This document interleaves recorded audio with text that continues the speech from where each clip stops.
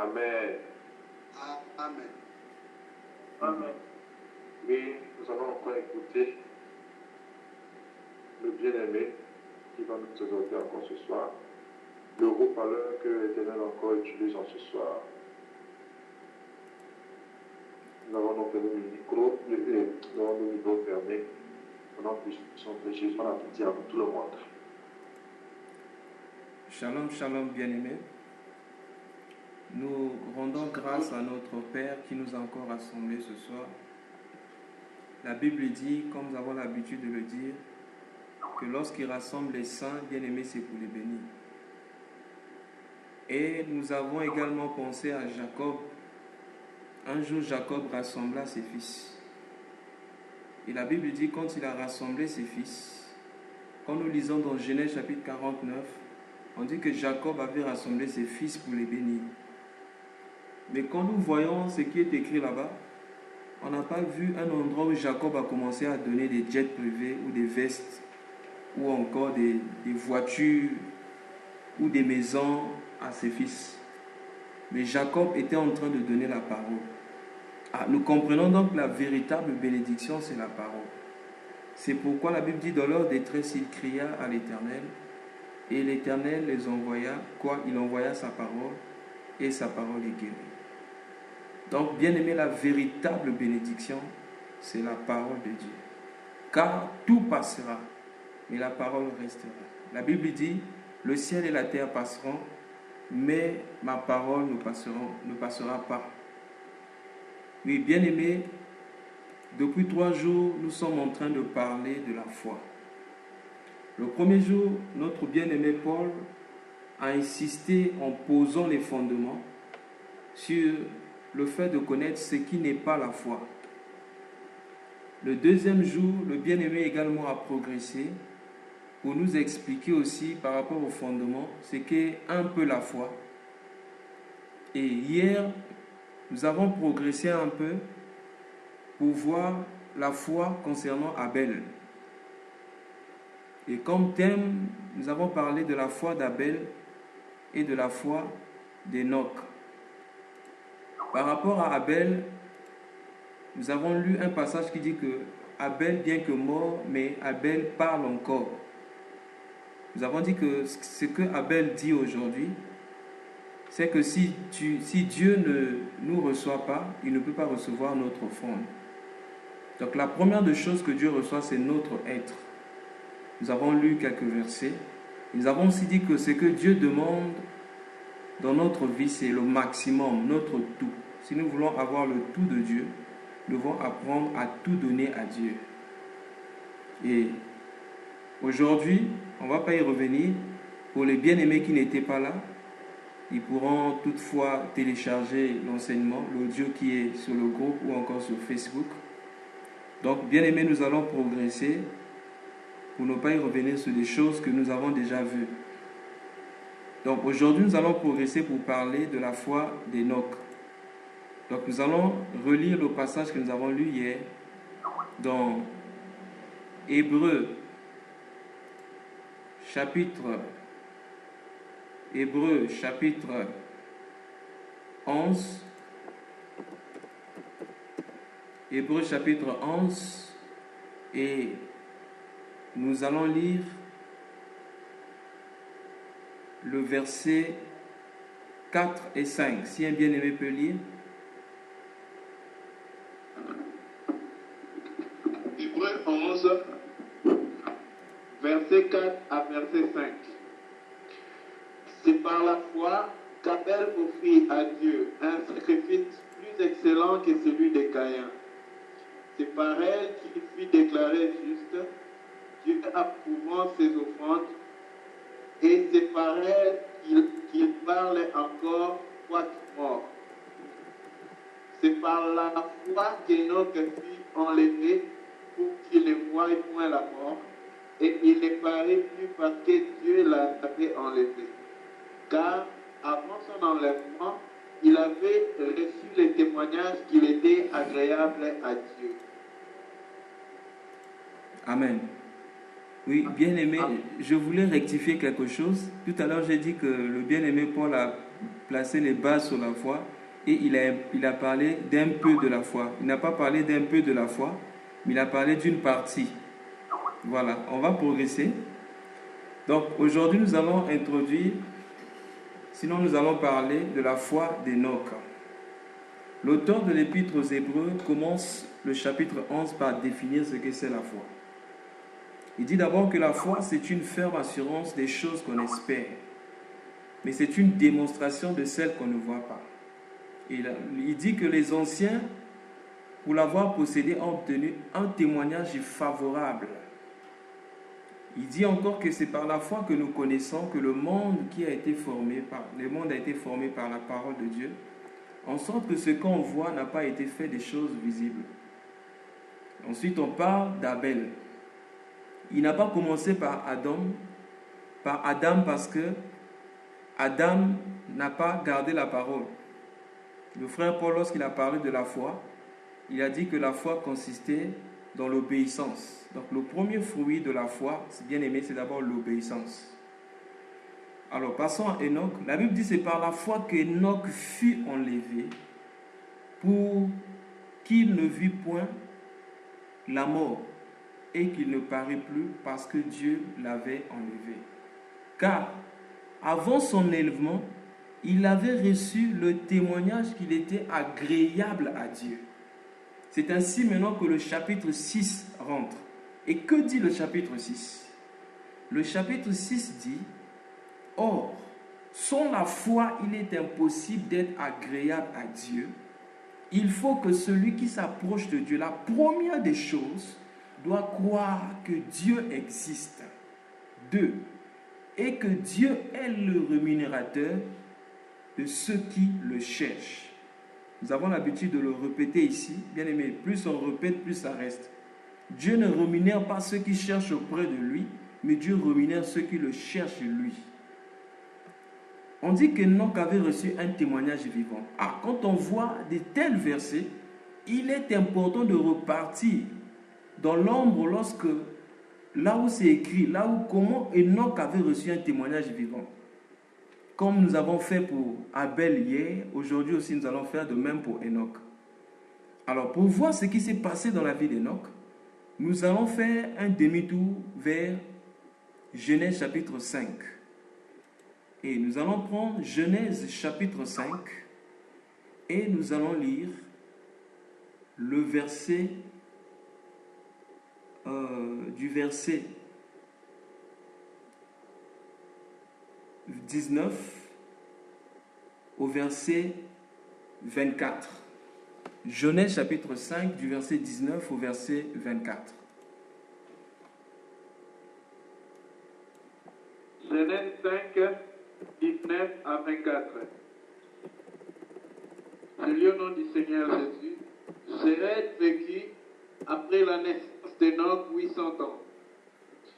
Et il engendra des fils et des filles. Tous les jours de Jéred furent de 962 ans. Puis il mourut. Enoch, âgé de 65 ans, engendra Méthuskéla. Enoch, après la naissance de Méthuskéla, marcha avec Dieu 300 ans, et il engendra des fils et des filles. Tous les jours d'Enoch furent de 365 ans. Enoch marcha avec Dieu, puis il ne fut plus, parce que Dieu le prit. Amen. Amen. Bien-aimé, la Bible dit ceci, que Jéred, le père d'Enoch, après la naissance d'Enoch, il a vécu 800 ans. Et il engendra des fils et des filles. Et la Bible dit qu'Enoch, âgé de 65 ans, engendra Méthushéla. Enoch, après la naissance de Méthushéla, la Bible dit, Enoch marcha avec Dieu 300 ans et il engendra des fils et des filles. Bien aimé, les noms sont très importants. D'abord, le nom Enoch signifie initié. Le nom Enoch signifie initié. Le nom Enoch signifie consacré. Le nom Enoch signifie dédié. Ce n'est pas pour rien que ces noms nous ont donnés. Alors, pour comprendre pourquoi Enoch avait reçu un témoignage favorable, ce qui a fait qu'Enoch marche avec Dieu, nous allons comprendre cela par le nom de son fils. Enoch, la Bible dit, âgé de 62 ans, qu'est-ce qui s'est passé? Enoch engendra Métouchéla. Enoch engendra Métouchéla. Et ensuite, la Bible dit, Enoch marcha avec Dieu pendant 300 ans et il engendra des fils et des filles. Entre parenthèses, la Bible dit qu'Enoch était le 7e depuis Adam. Et des 7e c'est-à-dire depuis Adam à Enoch jusqu'à Noé, Enoch a vécu moins que tout le monde. Il n'a vécu que 300 ans après et il est mort. Et plutôt, il est monté, Dieu l'a pris, il n'est pas mort comme les autres, il est parti au ciel vivant comme Élie. Alors, qu'est-ce que signifie le nom Métouchéla? Le nom Métouchéla, c'est là le centre plutôt le sujet d'aujourd'hui. Le nom Métouchéla signifie homme du javelot. Le nom Métouchéla signifie à sa mort le javelot, à sa mort le projectile, à sa mort le déluge. Or, qu'est-ce qui s'est passé? Qu'est-ce qui s'est passé en réalité? Shalom? On peut avancer? Si on peut fermer les micros de l'autre côté, ça va nous aider, bien aimés. Donc, nous étions en train de dire que le nom Métouchéla signifie après sa mort le déluge. Après sa mort le javelot. Après sa mort les projectiles. Donc, lorsque Enoch a vécu, la Bible dit qu'Enoch vécut 62 ans. Excusez-moi, je vais retrouver le passage. Ok, verset 19. Après sa naissance, excusez-moi, ok, verset 21. Enoch, âgé de 65 ans, engendra Métouchéla. Ça veut dire que Enoch ne marchait pas encore avec Dieu. Enoch a commencé à marcher avec Dieu lorsque Enoch avait 65 ans. À quel moment? Lorsqu'il a engendré Métouchéla. Certainement, le nom Métouchéla, ce n'est pas un nom qu'Enoch lui-même avait imaginé, mais c'est le nom que Dieu lui avait dit de donner à l'enfant. En effet, ce nom-là lui rappelait un événement qui allait venir. Donc, à chaque fois qu'Enoch appelait l'enfant, bien aimé, c'est quand même bizarre. Imagine un peu que tu mets au monde, c'est-à-dire que tu engendres un enfant, et Dieu te dit, tu dois appeler cet enfant-là, dès que tu meurs, inondation. Dès que tu meurs, le déluge. Donc, à chaque fois qu'Enoch voyait cet enfant, à chaque fois qu'Enoch appelait l'enfant, Enoch était en train d'annoncer les choses qui allaient à venir. Des choses à venir, des choses qui allaient venir. Et la Bible dit que dès ce jour-là, la Bible dit, Enoch marcha avec Dieu. Bien aimé, c'est très important. Nous allons prendre encore un autre témoignage qui parle d'Enoch. Prenons rapidement Jude. Jude, chapitre... Bon, Jude n'a qu'un seul chapitre. Nous allons lire le verset 14. Jude, le verset 14. Jude, verset 14. Je lis au nom du Seigneur Jésus-Christ. C'est aussi pour eux qu'Enoch, le 7e depuis Adam, a prophétisé en ces terres. Voici, le Seigneur est venu avec ses saintes myriades. Amen. Amen. La Bible dit c'est encore pour eux qu'Enoch a prophétisé. Voici, le Seigneur vient avec ses saintes myriades. Bien-aimé dans le Seigneur. Enoch, la Bible dit, dès qu'il a mis au monde cet enfant-là, il donna le nom Dès que l'enfant, donc le nom signifie, dès que tu meurs, l'inondation vient. Qu'est-ce que la foi d'Enoch nous inspire? Qu'est-ce que la foi d'Enoch nous enseigne? Qu'à chaque fois que nous écoutons la parole va produire quelque chose en nous qui doit nous conduire à marcher avec Dieu. Parce que la Bible dit, l'homme prudent voit le mal de loin et il se cache. Et vous verrez que Dieu, notre Dieu, c'est un Dieu d'exactitude. Je dirais un Dieu d'exactitude des chiffres. C'est-à-dire que d'ici Dieu dit ça va arriver à tel moment, que si Dieu dit ça va arriver à tel endroit, à telle date, bien aimé, personne ne pourra changer cela. Notre Dieu n'est pas comme ces gens-là qui manipulent les gens sur Internet avec les histoires du peuple maya qui ne font que repousser la date de la fin du monde. Avant, c'était en 2000. Après, c'était le 12 décembre, je ne sais pas, le 21 décembre 2012. Et rien ne s'est passé. Mais notre Dieu, quand il parle, bien-aimé, c'est avec exactitude. Lisons ça, bien-aimé. On peut prendre pour voir ce qui s'est passé à la mort de Méthusélah. Nous verrons que c'est lorsque Méthusélah est mort que le déluge est venu sur terre. Prenons encore un autre témoignage. La Bible dit au verset 22, après la naissance de Méthusélah, il marcha avec Dieu 300 ans et il engendra des fils et des filles. Tous les jours d'Enoch furent de 375 ans. Enoch marcha avec Dieu, il ne fut plus parce que Dieu le prit. Ok, verset 25, Méthusélah. Regardez bien. Méthusélah, âgé de 187 ans, engendra Lémec. Lémec, c'est le père de Noé. Lémec vécut après la naissance de Lémec, après la naissance de Lémec, 782 ans, et il engendra des fils et des filles.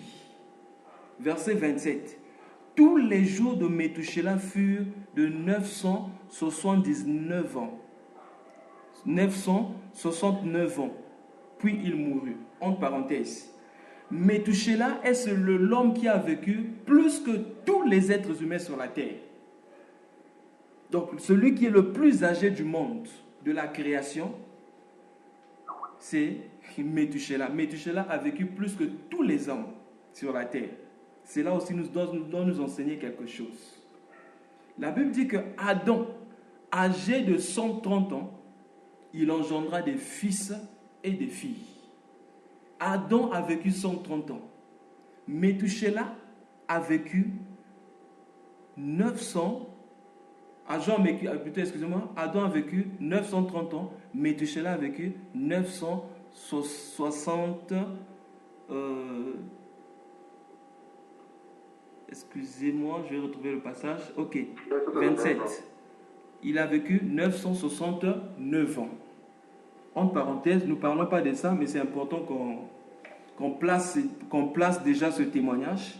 La Bible dit qu'un jour est comme 1000 ans et 1000 ans sont comme un jour chez Dieu. Ah, nous comprenons que lorsque Dieu dit à Adam, le jour que tu mangeras ce fruit, tu mourras, Adam était réellement mort. Adam n'a vécu même pas un seul jour devant Dieu. Adam a vécu 930 ans et même celui qui a vécu plus que tous les hommes a vécu 969 ans. Méthusélah.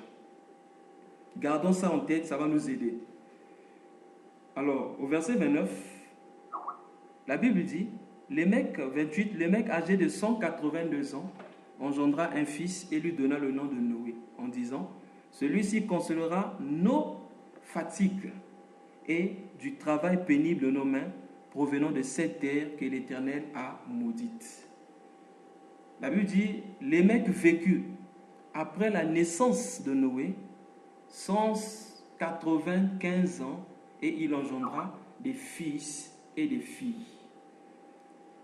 Maintenant, si nous voyons l'âge de Lémec, plutôt de Méthusélah, par rapport à la naissance de Noé, parce qu'on dit que Méthusélah avait vécu après la naissance de Lémec pendant 782 ans. il a vécu après 782 ans. Mais non, les mecs âgés bon, lisons pour ne pas que ça nous embrouille. Les mecs, au verset 30, les mecs a vécu, après la naissance de Noé, 195 ans. Tous les jours de Lémec furent de 700. Tous les jours de Lémec furent de 777 ans. Et puis, il mourut. Donc, si nous comprenons bien, Lémec est mort avant son père Métouchéla. Allons rapidement dans Genèse chapitre 7. Nous allons lire le verset 6. Genèse chapitre 7, le verset 6. Je lis rapidement. On dit, Noé avait 600 ans lorsque le déluge d'eau fut sur la terre. Donc, Noé avait quel âge? 600 ans lorsque le déluge vint sur la terre.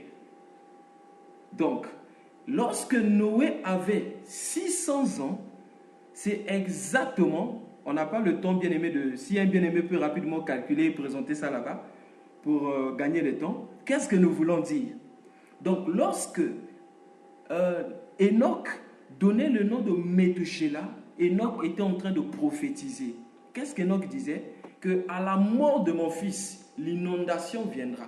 Et comme l'inondation viendra, qu'est-ce qu'il faut faire? Il faut marcher avec Dieu. Et la Bible dit que Noé de même trouva grâce auprès de Dieu. Et qu'est-ce qui s'est passé? Dieu dit à Noé, commence à construire l'arche. Parce que Dieu va emmener l'eau sur terre. Il va provoquer, l'eau va venir sur la terre. Mais qu'est-ce qu'il faut faire? Si tu vois le mal qui vient de loin, il faut se cacher dans l'arche. Donc, le lieu de notre sécurité, c'est se trouver dans l'arche de Noé. Et l'arche de Noé, c'est l'image du corps de Christ, c'est-à-dire l'Église. Et quand on parle de l'Église, l'Église, ce n'est pas un bâtiment. L'Église, c'est l'ensemble des croyants qui sont sauvés, qui ont renoncé à leur vie, et ceux qui marchent dans la crainte de Dieu. La Bible dit dans le livre de Pierre que vous, comme des pierres vivantes, venez pour former une maison sainte, pour offrir à Dieu des sacrifices spirituels. Donc l'Église, ce n'est pas un bâtiment, l'Église, ce sont des hommes.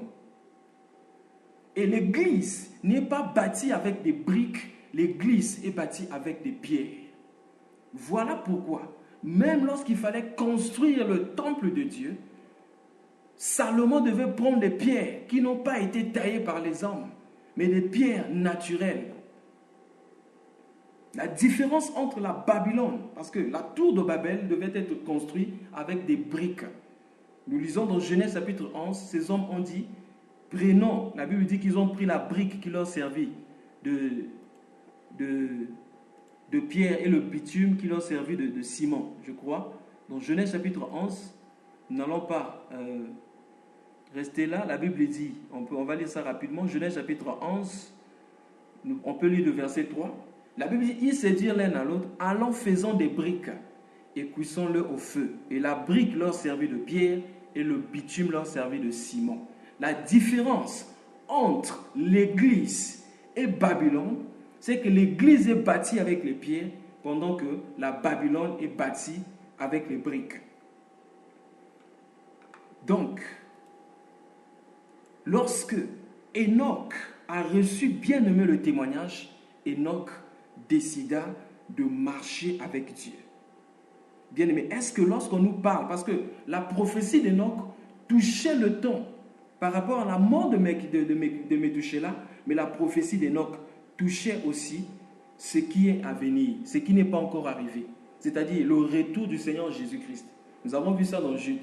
La Bible dit, c'est aussi pour eux, nous avons lu ça, c'est aussi pour eux qu'Enoch, le 7e depuis Adam, a prophétisé en ces termes. Voici le Seigneur est venu avec ses saints myriades. Le Seigneur a parlé de ça, je crois, dans Matthieu chapitre 25. Le second retour du Seigneur Jésus-Christ a été bien aimé prophétisé par Enoch. Comment? Par le nom de Méthusélah. Parce que le nom de Méthusélah avait deux significations. La Bible dit, à ta naissance, le javelot, à ta naissance, le déluge. Or, le déluge est déjà arrivé. Ah, mais il y aura un temps où le javelot maintenant va tomber. Là, ça ne sera plus la pluie qui va descendre, mais ça sera la pluie des pierres qui va descendre, bien-aimé, sur la terre. C'est ça, bien-aimé, la foi d'Enoch. Si nous avons la foi comme Enoch, bien-aimé, nous verrons ces choses de loin. Qu'est-ce que nous allons faire? Nous allons nous cacher dans l'arche de Noé. Nous allons nous cacher dans le corps du Seigneur Jésus-Christ. C'est ça la prophétie d'Enoch, bien-aimé. Enoch, bien-aimé, a prophétisé sur ces choses. Voilà pourquoi, lorsque le Seigneur est venu sur la terre, il nous dit ceci.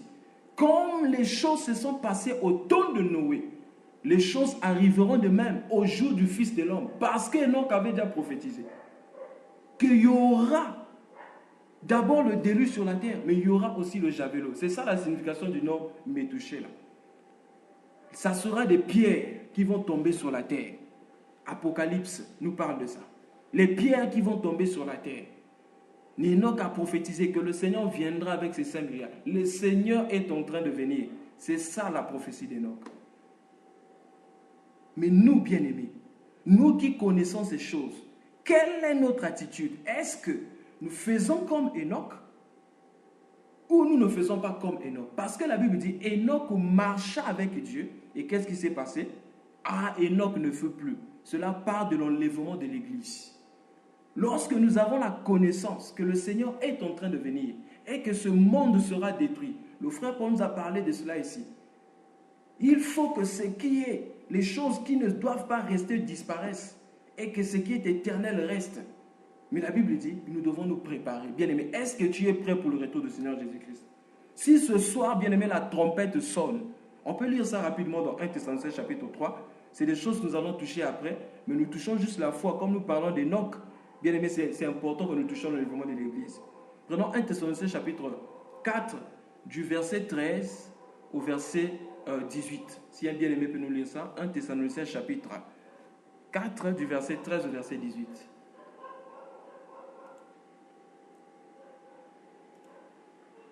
1 Thessaloniciens 4, verset 13 à 18.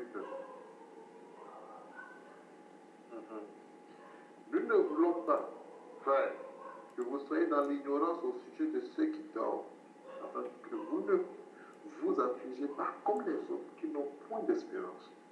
Car si nous croyons que Jésus est mort et qu'il est ressuscité, croyons aussi que Dieu ramènera par Jésus et avec lui ceux qui sont morts.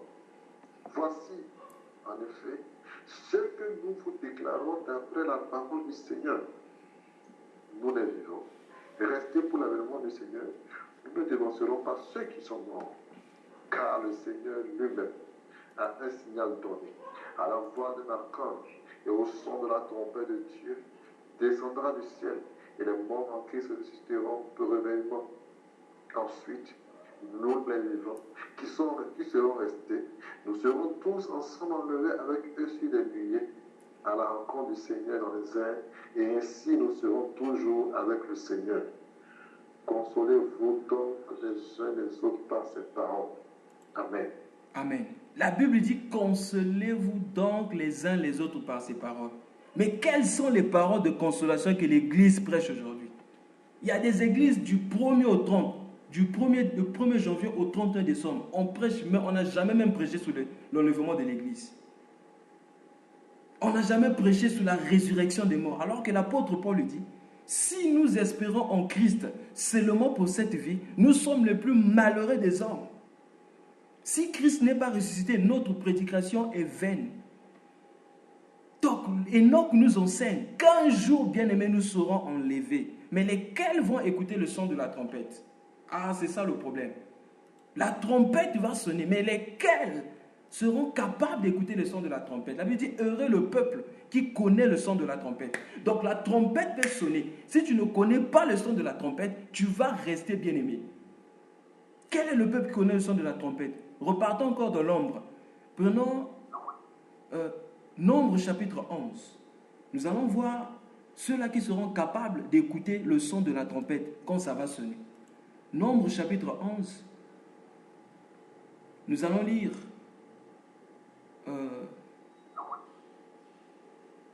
excusez-moi bien aimé. Je cherche rapidement le passage qui parle des trompettes. Je crois que c'est Nombre chapitre 10. Ok. C'est Nombre chapitre 10, excusez-moi. Nombre chapitre 10. On va lire du verset 1 jusqu'au verset 3. Bon, jusqu'au verset 2, les deux premiers versets seulement. Nombre chapitre 10, les deux premiers versets, du verset 1 jusqu'au verset 2. Nombre. Nombre 10, verset 1 à 2. L'Éternel parla à Moïse et dit, fais-toi 2 trompettes d'argent. Tu les feras d'argent battu. Ils te serviront pour la convocation de l'assemblée et pour le départ des camps. Quand on en sonnera, toute l'assemblée se réunira auprès de toi, à l'entrée de la tente d'assignation. Et si l'on ne sonne que d'une trompette, ok, 1, 2. Merci beaucoup, frère. La Bible dit, ô Moïse, fais-toi 2 trompettes d'argent. La première trompette servira pour la convocation de l'assemblée. Ah, bien-aimé, ça c'est la trompette qui est en train de sonner maintenant. C'est la trompette qui est en train d'être sonnée maintenant. La deuxième trompette sera pour le départ. La première trompette, c'est l'évangile qui est prêché par les 5 ministères. Si tu n'écoutes pas cet évangile bien-aimé, quand la deuxième trompette va sonner, tu ne partiras pas. Qu'est-ce que je veux dire? C'est ceux qui ont le Saint-Esprit en eux bien-aimés qui vont entendre le son de la deuxième trompette.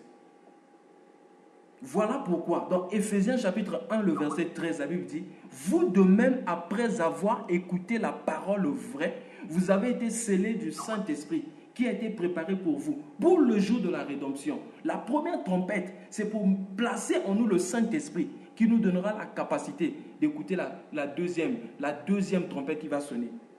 En un clin d'œil, bien-aimé, la Bible dit, les morts, nous serons tous changés, les morts ressusciteront, nous serons tous changés et nous allons monter dans les airs à la rencontre du Seigneur. Pose-toi la question. Tu as reçu le message. On t'a dit que le Seigneur Jésus vient. Est-ce que tu es prêt? Est-ce que tu te prépares? Le Seigneur a dit, je viendrai dans la nuit comme un voleur. Ah, la nuit bien-aimée. Quand on parle de la nuit, ce n'est pas la nuit physique. Parce que maintenant, ici en Inde, il est 23h26. Chez la sœur Stéphanie là-bas, il est encore 12h. Chez nos frères qui sont en Philippines, il est déjà 2h du matin. Pour ceux qui sont en Corée du Sud, là-bas, c'est 3h du matin. Quand on parle de la nuit, cela parle de la nuit par rapport à la nuit spirituelle. Regardez seulement l'église. Regardez les messages prêchés dans les églises. Vous allez comprendre que nous sommes déjà bien-aimés en pleine nuit. Et la Bible dit, au temps du soir, la lumière apparaîtra. Le Seigneur viendra, bien-aimé. Parlant de la nuit spirituelle. Regardez la vie d'Enoch. Enoch, bien-aimé, une autre chose, il n'a vécu que 300 ans. Donc il a vécu la moitié de la vie de tous ceux de sa génération. Pourquoi? Parce que celui qui reçoit la parole de Dieu, celui qui reçoit la vie, les choses de la terre, n'auront plus d'importance pour lui. Il parlera comme Paul. J'ai envie d'aller de l'autre côté, mais parce que j'ai encore beaucoup à vous enseigner, je préfère rester ici. Mais aujourd'hui, il y a des hommes de Dieu qui ont peur de la mort. Hein. Ah, ils chassent l'esprit de mort. Mais l'apôtre Paul dit, la mort m'est un gain. Oh là là. Pourquoi? Parce que l'apôtre Paul avait saisi cela. Oh, bien-aimé dans le Seigneur, si nous comprenons la prophétie d'Enoch, bien-aimé, cette terre n'aura plus de l'importance pour nous. Voilà pourquoi l'apôtre Paul, comprenant ces choses, il dit, vous de même, dans Colossiens chapitre 3, vous qui êtes ressuscités avec le Seigneur Jésus-Christ, à regarder aux choses d'en haut. Lisons ça, bien-aimé. Colossiens chapitre 3, du premier verset jusqu'au verset 4. Colossiens chapitre 3, du premier verset jusqu'au verset 4. Colossiens chapitre 3, du premier verset. 3, 1 à 4. Si donc vous êtes ressuscités avec Christ, cherchez les choses en haut, où Christ est assis à la droite de Dieu. Affectionnez-vous aux choses en haut, et non à ceux qui sont sur la terre. Car vous êtes morts et votre vie est cachée avec Christ en Dieu. Quand Christ, votre vie, paraîtra, alors vous paraîtrez aussi avec lui dans la gloire. Amen. Amen. Vous êtes morts. Oh bien-aimé, c'est ce qu'Enoch avait compris. La préoccupation d'Enoch, c'était les choses célestes. La terre n'avait plus d'importance pour lui. Il a dit, oh Dieu, je ne vois pas ce que j'ai à faire ici sur terre. Prends-moi, je vais être à tes côtés. Enoch est parti. Il a vécu moins que tout le monde. C'est très important bien de comprendre ces choses. Est-ce que tu as encore le désir du monde? Est-ce que le monde t'attire encore? Est-ce que la puissance de la pesanteur t'attire encore vers la terre? Ce qui est important, ton cœur encore attaché aux choses de la terre, bien-aimé, comme information, si la trompette sonne, tu ne partiras pas. Le Seigneur Jésus vient, bien-aimé, pour tous ceux qui l'attendent. Et la Bible dit dans 1 Jean chapitre 3 que ceux qui portent en eux cette espérance se purifient comme le Seigneur Jésus est pur. Ils ne blaguent pas avec leur vie, ils ne blaguent pas avec leur vie chrétienne. Ce n'est pas la vie de caméléon, un pied dans l'église, un pied dans le monde. On écoute un peu la musique du monde, on fait un peu en boîte de nuit, on fait un peu comme ça, on triche un peu, on rentre un peu dans la corruption, on vit un peu l'impudicité. Non, bien-aimé, quand on a reçu le message, quand on a reçu le témoignage que ce monde est à périr, ce monde doit être détruit, bien-aimé, on commence à marcher avec Dieu. C'est ce que Dieu a dit à Abraham. Marche devant ma face, sois intègre. Marches-tu devant la face de Dieu? Est-ce que ce que tu fais fait que tu es honte de Dieu? Comme Adam qui pécha, il est parti se cacher. Parce que le péché, bien-aimé, le péché nous cache la gloire de Dieu. Il est obligé de fuir parce qu'il était nu. Regardez ce qui est écrit dans 1 Jean chapitre 3. La Bible dit au verset 2 à 3. La Bible dit, bien-aimés, nous sommes maintenant enfants de Dieu. Et ce que nous serons n'a pas encore été manifesté. Mais nous savons que lorsque cela sera manifesté, nous serons semblables à lui, parce que nous le verrons tel qu'il est.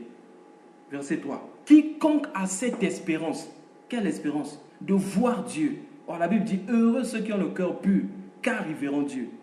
Verset 3. Quiconque a cette espérance, en lui, qu'est-ce qu'il fait? Il se purifie comme lui-même est pur. Ça ne sert pas de dire que nous sommes les hommes qui vont aller au ciel. Mais on reconnaîtra ta foi par tes œuvres. On reconnaîtra ta foi par ta façon de marcher avec Dieu. On reconnaîtra que tu as la foi, que Dieu revient, que Jésus-Christ revient par ta façon de marcher. Ce n'est pas par ta façon de parler. Nos actions, bien-aimées, parlent plus que nos paroles. Ta façon d'habiller détermine ce en quoi tu crois. Ta façon de parler, ta façon de passer la journée détermine ce qui est le centre d'intérêt pour toi. Car la localisation du trésor représente la localisation de ton cœur. La Bible dit, là où se trouve ton trésor, c'est là aussi se trouve ton cœur. Si ton cœur est attaché à ces choses du monde, bien aimé, c'est ça ton trésor. Même si on te demande qui est Dieu pour toi, tu diras que Dieu est le premier, le reste vient après. Mais cela sera déterminé par ta façon de réagir, par ma façon de réagir.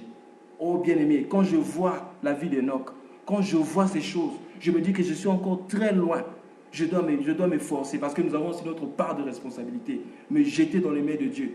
Que le Seigneur m'aide à marcher comme Enoch parce que ces choses sont vraies. Si la première prophétie qui parle du déluge est arrivée, la deuxième prophétie, bien-aimée, arrivera sûrement. Car Méthusélah parle des choses à venir. La première prophétie est arrivée, la deuxième prophétie va arriver. Qu'est-ce que la prophétie d'Enoch aussi nous enseigne? Encore, la prophétie d'Enoch nous enseigne aussi. La Bible dit que Méthusélah a vécu 965 ans. Hein, c'est ça? Au fait, Méthusélah a vécu plus que tout le monde. Qu'est-ce que cela nous enseigne? Bien aimé, la longanimité, la patience de Dieu. La Bible dit, à la mort de Méthusélah, Dieu va détruire la terre. Vous voyez comment Dieu est patient. C'est ce qui est écrit dans le livre de Pierre aussi. Parce que plusieurs pensent que, parce qu'ils ont dit, je ne sais pas si quelqu'un peut nous retrouver ce passage où la Bible dit que ce n'est pas que le Seigneur a oublié, parce que certains pensent que l'Éternel ne va pas exécuter sa prophétie, comme certains le pensent, mais un jour est comme 1000 ans et 1000 ans sont comme un jour. Je vais rapidement retrouver le passage. Excusez-moi. Si quelqu'un peut retrouver le passage.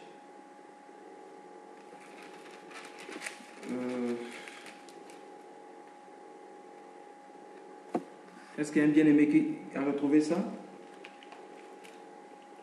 Ou l'apôtre Paul, Pierre plutôt, dans le livre des Épîtres de Pierre. Dans 2 Pierre 3. Ok. 2 Pierre Merci. 3, voilà. Ok. 2 Pierre 3, 8. Ok, 2 Pierre chapitre 3, merci. Ok. Si un frère peut nous lire ça, 2 Pierre chapitre 3, du verset 8 jusqu'au verset 9. Jusqu'au verset 10. Après, on va continuer. 2 Pierre 3, 8 à 10.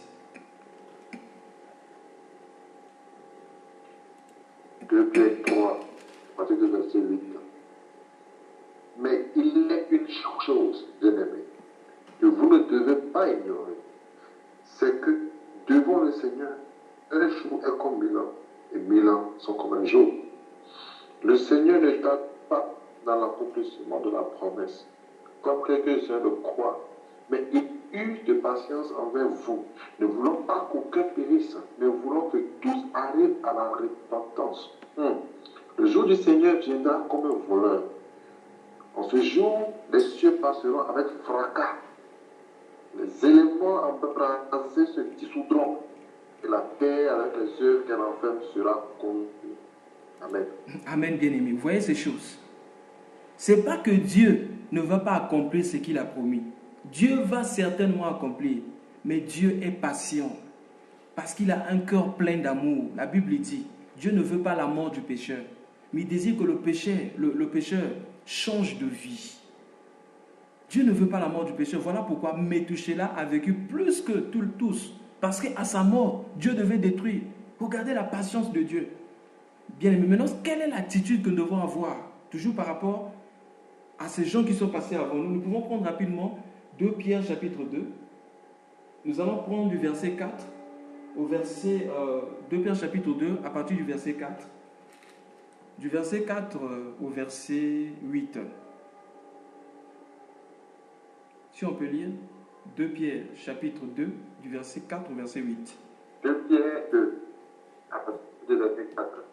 Car Dieu n'a pas épargné les anges qui ont péché, mais s'il les a précipités dans les abîmes des ténèbres et les réserve pour le jugement, s'il n'a pas épargné l'ancien monde, mais s'il a sauvé Noé, lui, huitième, ce prédicateur de la justice, lorsqu'il fit venir le déluge sur un monde d'impies, s'il a condamné à la destruction et réduit en sang les vies de Sodome et de Gomorrhe, les donnant comme exemple aux impies à venir, et s'il a délivré le juste Lot, profondément attristé de la conduite de ces hommes, sans frein dans leur dissolution, car ce juste qui habitait au milieu d'eux tourmentait journellement son âme juste à cause de ce qu'il voyait et entendait de leurs œuvres criminelles. Le Seigneur sait délivrer de l'épreuve les hommes pieux et réserve les injustes pour être punis au jour du jugement, ceux surtout qui vont après la chair dans un désir d'impureté et qui méprisent l'autorité. Audacieux et arrogant, ils ne craignent pas d'injurier la gloire. Tandis que les hommes supérieurs en force et en puissance ne comptent pas contre elles. Amen, amen. Ok. Merci frère Gauthier. Bien-aimé, regardez le témoignage. La Bible dit que Noé était un prédicateur de la justice. Ah, bien-aimé. Noé a prêché Jean 3,16. Dieu a tant aimé le monde et il a donné son fils. Ah, c'est ça la prédication, la bonne nouvelle. Mais comment Noé a prêché cela? C'était en construisant l'arche. Noé disait aux gens, ah, le déluge vient. Venez vous rejoindre à moi pour vous cacher de la mort qui arrive, de la destruction de la terre. Les gens se moquaient de Noé. Et regardez Lot. Lot était journalièrement tourmenté. Son âme était tourmentée à cause de ce qu'il voyait. Bien aimé, est-ce que ton âme est tourmentée à cause de ce que tu vois aujourd'hui? Si ton âme n'est pas tourmentée, il y a un problème qui ne va pas. Ton âme est-elle tourmentée de ce que par rapport à ce que tu vois à la télé ou tu participes à ces trucs? Bien-aimé, il est temps. Je ne vais pas abuser du temps pour gagner le temps. Bien-aimé dans le Seigneur, c'est ça le message que Enoch nous donne. Qu'est-ce qu'Enoch nous donne comme message? Lorsque nous écoutons la parole de Dieu, bien-aimé, à chaque fois, parce que Dieu parle tous les jours, à chaque fois que tu écoutes la parole de Dieu, la parole doit t'emmener à t'attacher, à marcher avec Dieu, à marcher dans la crainte. Jésus-Christ, deuxième message, Jésus revient bientôt. Si on n'a pas encore donné sa vie totalement au Seigneur Jésus, je ne dis pas donner sa vie à une église, mais donner sa vie au Seigneur. Si on n'a pas encore donné sa vie au Seigneur, si on a encore une marche, on marche encore dans les ténèbres, il est temps de donner sa vie totalement au Seigneur. Car tu ne sais pas quand tu vas mourir. La Bible dit dans Hébreux chapitre 9, verset 27, il est réservé aux hommes de mourir qu'une seule fois, après quoi voir le jugement. Si tu meurs dans le péché, bien-aimé, l'enfer est ouvert pour toi. On se repent lorsqu'on est encore en vie. Que l'Église catholique ne nous trompe pas avec les messes de requiem. Ce n'est pas la déclaration, la prière du prêtre qui dit que le Seigneur reçoive ton âme en paix qui fera que tu ailles au paradis. Non, bien-aimé. Le choix, c'est maintenant. La Bible dit, si vous entendez sa voix aujourd'hui, n'endurcissez pas votre cœur. Car demain ne t'appartient pas. La Bible dit, ne te vante pas du lendemain. Car tu ne sais pas ce qu'un jour peut engendrer. Bien-aimé dans le Seigneur, voici ce qui était dans mon cœur. Donne ta vie au Seigneur Jésus et il va te donner la force. Même si tu vis dans le péché, même si tu marches dans les ténèbres, même si tu marches dans la corruption, la Bible dit qu'il est juste et fidèle pour nous les pardonner lorsque nous confessons sincèrement nos péchés, lorsque nous décidons de nous donner notre vie, lorsque nous décidons de venir à lui tel que nous sommes. Le plus important chez Dieu bien-aimé, ce n'est pas que nous soyons purs comme nous imaginons, mais ce que Dieu désire en nous bien-aimés, c'est la sincérité. La Bible dit le Seigneur Jésus est venu sur la terre, il est venu dans ce monde, non pas pour condamner le monde, mais pour que le monde soit sauvé par lui. Voilà un dernier passage que nous allons lire, Jean chapitre 3, ça c'est l'hymne national des chrétiens, Jean chapitre 3, nous allons lire du verset 16 jusqu'au verset 21. Jean 3, 16 à 21.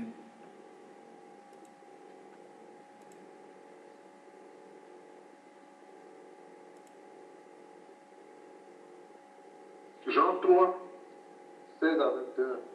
Car Dieu a tant aimé le monde qu'il a donné son Fils unique, afin que quiconque croit en lui ne périsse point, mais qu'il ait la vie éternelle.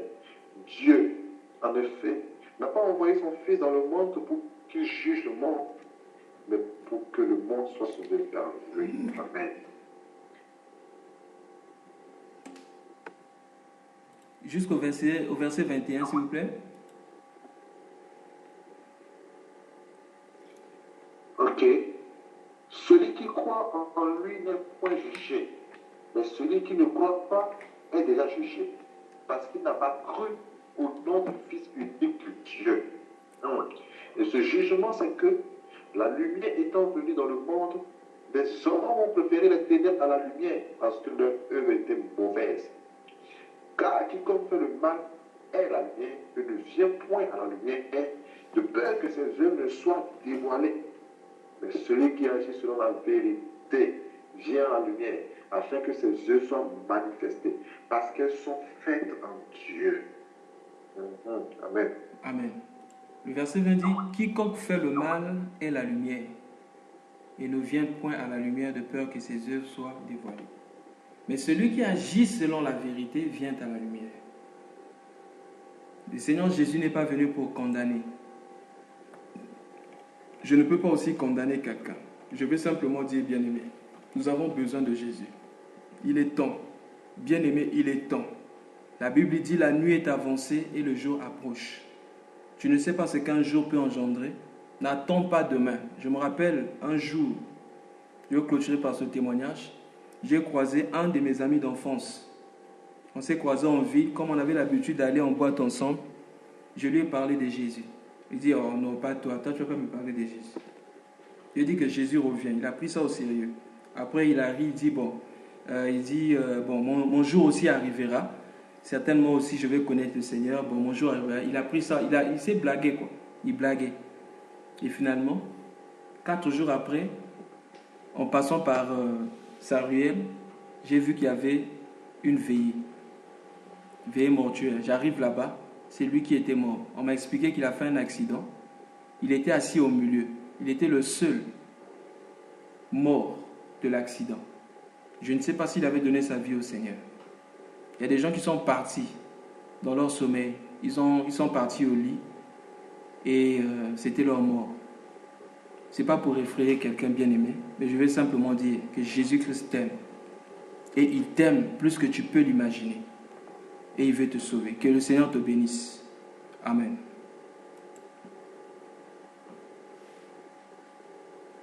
Amen, frère. Que le Seigneur te bénisse, frère. Parce que c'est plein de messages qu'on doit écouter. Il y a aussi un témoignage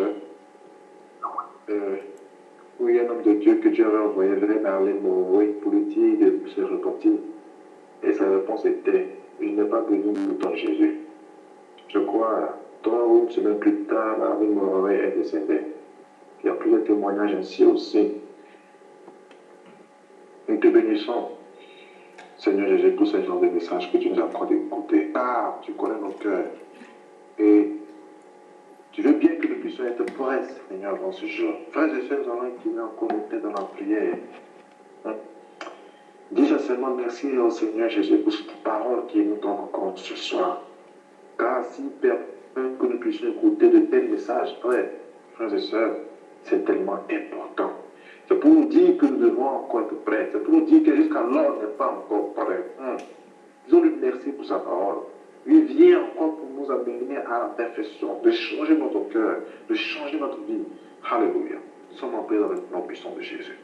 Nous allons encore remettre notre vie dans les mains de Dieu. Nous avons écouté encore la parole de Dieu. Vous nous amenez encore changer notre vie. Vous nous dites que nous ne sommes pas encore vraiment totalement prêts. Pour que nous puissions vivre comme Enoch, marcher avec le Seigneur Jésus-Christ tous les jours de nos vies. Demandons la grâce de Dieu encore dans nos vies. En ce jour, viens à lui totalement. Dis-lui tout. Dis-lui la vérité. On vient de lire, on dit la vérité. On parle de la vérité, la fidélité, la sincérité. Notre frère parle de la sincérité. Dieu dit la vérité. Lui t'écoute mieux que tu le montres. Pendant que les hommes sont dehors de juger, mais lui, il est à l'intérieur de toi, il te connaît bien, il te comprend bien que tout le monde.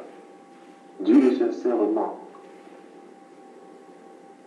Puis pour toutes choses. Comme notre frère a dit, nous donner au maximum à Dieu, sans rien laisser. Au nom puissant de Jésus, nous sommes en prière. Que nous puissions être à l'écoute de la trompette. Pour que cette deuxième trompette qui sonnera, nous puissions l'écouter tous. Alléluia. Au nom puissant de Jésus, nous sommes en prière. Père, Oui, Seigneur. C'est toi qui parles, Père. Tu parles du haut des cieux. Et lorsque tu parles, ta parole est oui et amen. Ô éternel des amours, c'est toi qui nous donneras la capacité, Seigneur, d'écouter cette trompette. C'est pourquoi, alors que, Seigneur, la trompette sonne maintenant, donne-nous la capacité de l'entendre au Dieu de gloire. Au nom de Jésus-Christ. À part sans toi, nous ne pouvons pas, Seigneur, écouter la trompette. Ce soir, nous avons appris que la foi des noms consistait à marcher avec Dieu. La foi des noms consistait à donner sa vie à Dieu. La foi des noms consistait à obéir à la parole de Dieu. La foi des noms consistait à laisser les choses à terre, à mourir complètement. Est-ce que nous sommes encore vivants dans notre vie? Demandons encore que la grâce de Dieu nous accorde pour que le brisement s'effectue encore dans nos vies. Que nous disons, que nous ne crions pas l'éternel, ça fait mal, mais que nous puissions persévérer là-dedans pour que la perfection que Dieu veut de nous soit effective. Au nom puissant de Jésus, son nom. Et si quelqu'un fait des prières par rapport à la parole, cette personne est la bienvenue. Cette frère et cette sœur est bienvenue. Et que Dieu nous accorde un esprit éveillé. Dans le nom puissant de Jésus, nous sommes en prière. nous accorde la grâce pour fuir le péché sous toutes ses formes, la force de ne tolérer aucun péché dans nos vies. Oui, la parole de Dieu dit, il a haï l'iniquité, il a aimé la justice. Oui, que nous aussi, parce que nous identifions à Jésus-Christ, nous puissions fuir le péché, haïr le péché et aimer la justice dans nos vies. Dans le nom puissant de Jésus-Christ, nous sommes en prière. Ne nous réjouissons pas de l'injustice qui sévit dans ce monde, quand même Dieu nous garde dans sa justice, comme Lot. Ok. Prions pour que nous ne puissions pas nous réjouir dans l'injustice qui se passe aujourd'hui dans ce monde, lorsqu'il met ces choses en malheur, que nous aussi, Dieu nous garde dans sa justice, comme l'autre. Nous sommes en présence de la puissance de Jésus, Père, en nos vies. Merci encore, Seigneur, pour ta grâce en nos vies. Merci de nous accorder la force, Seigneur Jésus-Christ, de rechercher d'abord les choses en haut. Merci, Papa, Seigneur Jésus-Christ, d'avoir toujours nos yeux fixés sur toi.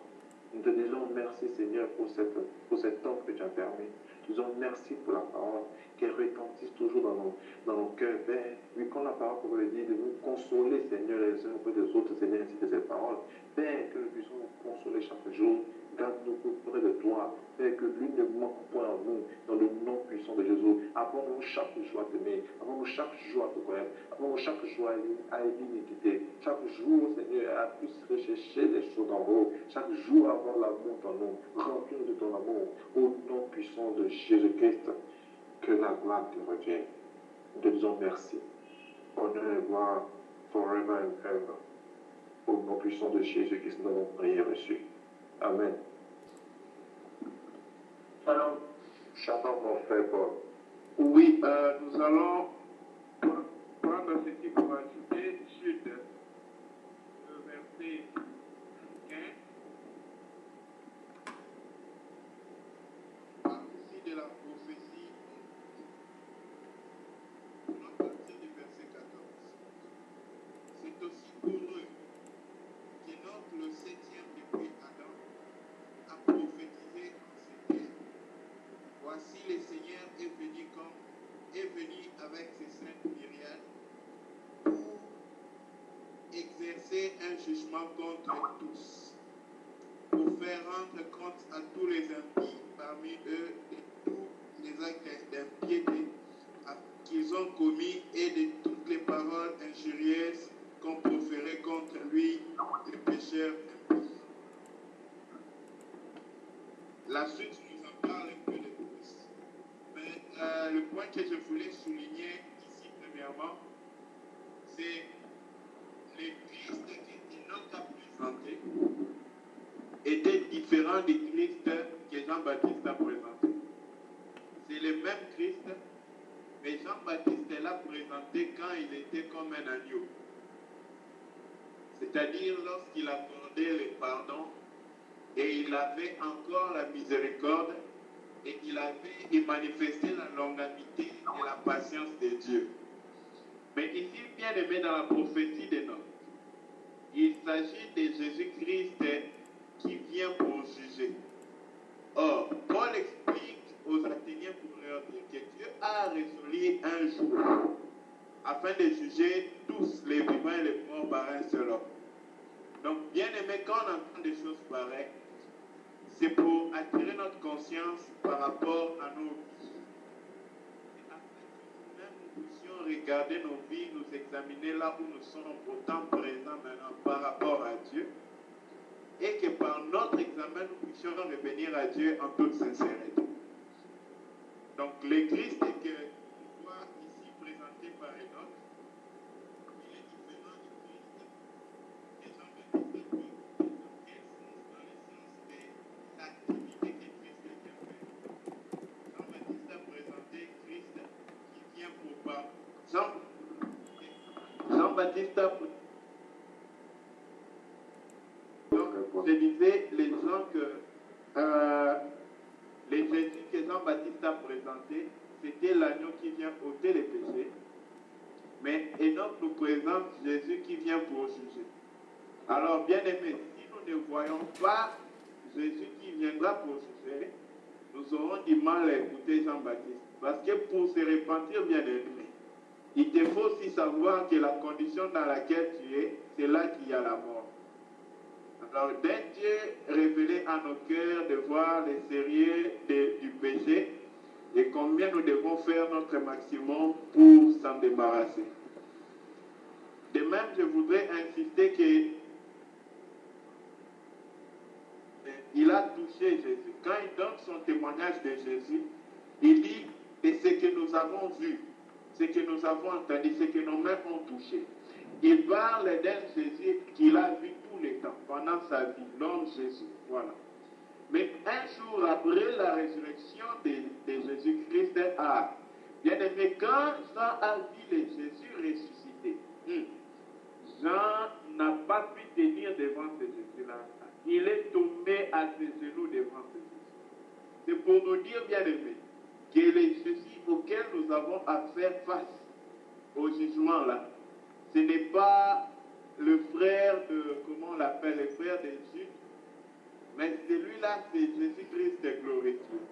Voilà pourquoi le temps qui nous est donné, il nous est convenable pour nous, bien-aimés, de pouvoir nous arranger afin que nous soyons déjà prêts pour rentrer dans sa gloire avant la dernière trompette. Il y avait autre chose que je voulais ajouter, c'est par rapport à l'enlèvement d'Enoch. Nous allons nous rendre compte qu'à l'enlèvement d'Enoch, il y avait encore la plupart des gens qui ont précédé Enoch. Ils étaient vivants. Mais le problème, bien aimé, ils n'étaient plus vivants dans la vie. Mais Enoch a marché avec Dieu jusqu'à la fin. L'essentiel, ce n'est pas que nous sommes aujourd'hui en Christ, c'est que nous demeurions en Christ jusqu'à la fin. Voilà pourquoi nous devons continuellement prier pour cette grâce-là. Seule la grâce de Dieu peut nous préserver jusqu'à la fin. Si nous nous confions sur quelque chose, sur une activité, sur quoi que ce soit, bien aimé, nous allons faillir.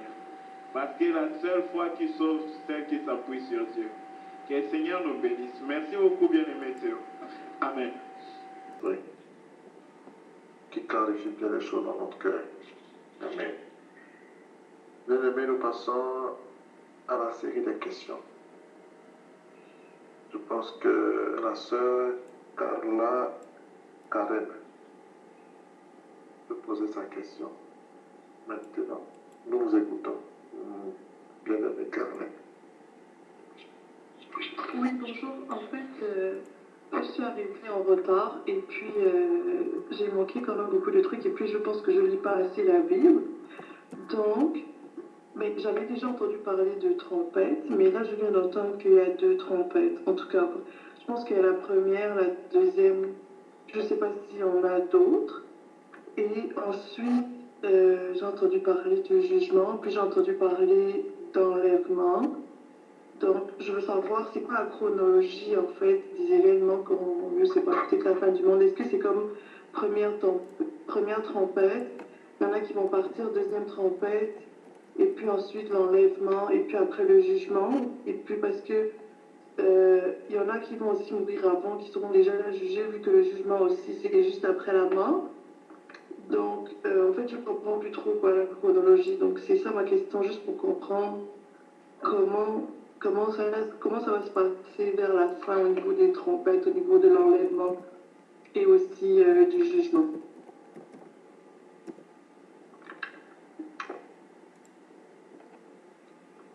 Amen, nous rendons gloire à Dieu. Merci beaucoup. Question de cette trompette et de cette chronologie. Merci bien. Merci, sœur Karen, pour la question.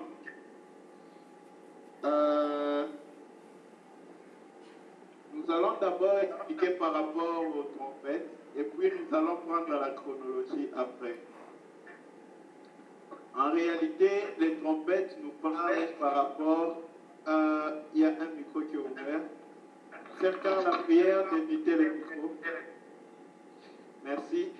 Donc, dans le plan de Dieu pour les saluts des hommes, vu que les hommes étaient perdus, Dieu a prévu de rassembler les hommes et puis de les prendre. Le premier son de trompette consistait à réunir. Même en Israël, c'était le cas. J'espère que les bien-aimés peuvent nous aider avec les versets. Donc en Israël, Le premier coup de son de trompette, c'était pour réunir le peuple d'Israël qui est en Égypte. Le deuxième son de trompette, c'était pour quitter l'Égypte. De même, pour nous qui sommes dans cette Égypte spirituelle, c'est-à-dire la terre, il nous est donné d'entendre le premier son de la trompette pour venir en Christ, c'est-à-dire quitter le monde, venir en Christ. Être en Christ, c'est marcher les pieds sur la terre, dans ce monde, mais les cœurs déjà au ciel avec Dieu. Or, celui-là a écouté réellement le son de la trompette parce qu'il n'est plus sur la terre, mais son cœur est déjà avec Christ dans le lieu céleste. Or, quand quelqu'un a écouté le premier son de la trompette, s'il réagit par rapport à ce son-là, c'est par l'écoute du premier son qu'il pourra écouter le deuxième son. Or, la deuxième trompette, c'est la trompette pour le départ. C'est-à-dire, lorsque nous entendons ce son de la trompette-là, nous partons en même temps. Or, ce son-là est un son mystérieux. Alors, quand on parle dans Apocalypse par rapport au son de la trompette, on se rend compte qu'il dit, prenons ça, Apocalypse 22. D'abord, il parle souvent de ce que dit l'Esprit.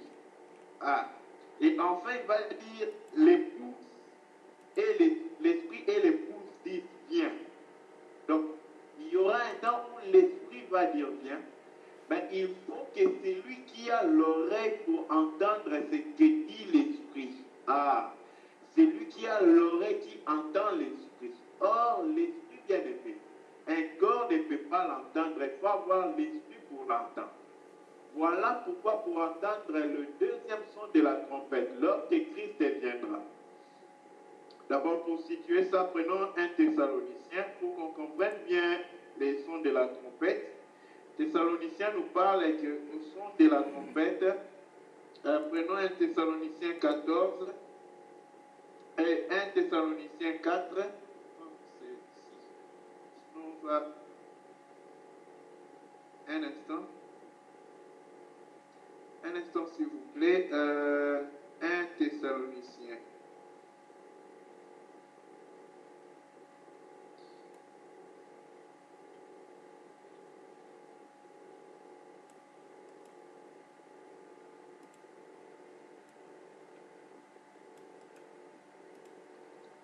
Je m'excuse, je vais rapidement retrouver ça.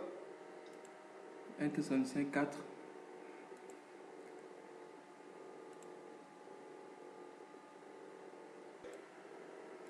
Car le Seigneur lui-même a un signal donné, à la voix d'un archange et au son de la trompette de Dieu.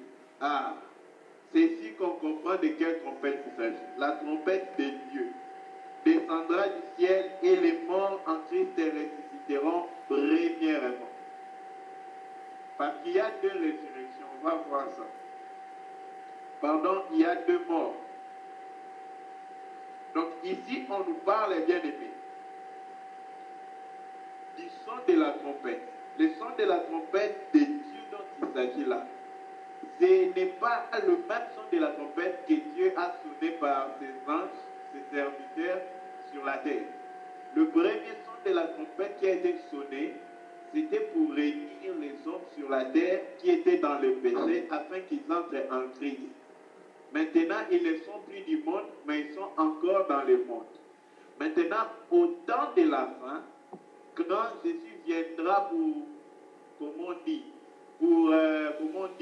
amasser dans les greniers ce qui lui appartient, Christ viendra et il aura un son de la trompette. Ce sera la trompette de Dieu. Cette trompette-là consistera en une chose, à réunir tous ceux qui lui appartiennent, ceux qui sont à Dieu. Mais pour qu'un mort ou un vivant, un humain, disons un homme, entende le son de la deuxième trompette, il lui faut premièrement avoir entendu le son de la première trompette.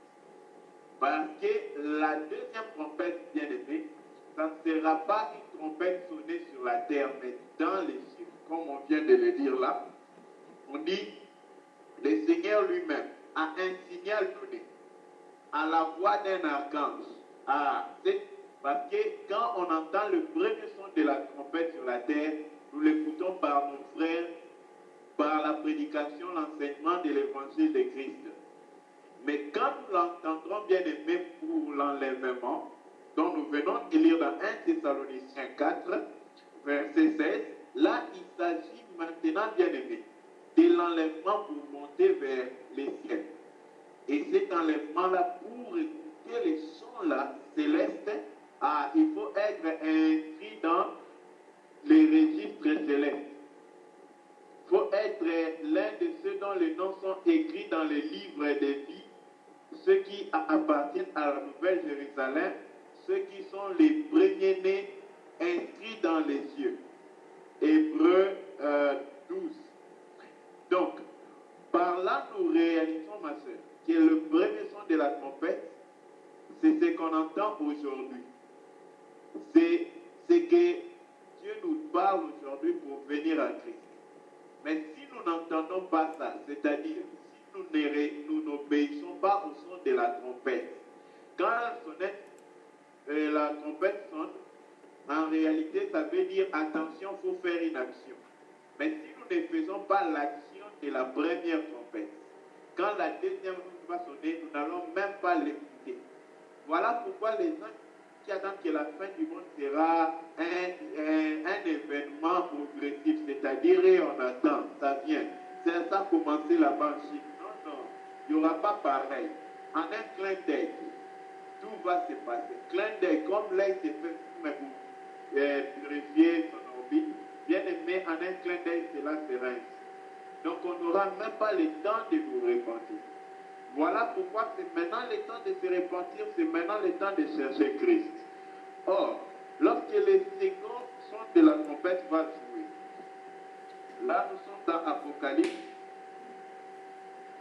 On nous parle dans Apocalypse 21. Non, prenons Apocalypse 20, 11 à 15. On va un peu comprendre ce dont j'ai parlé.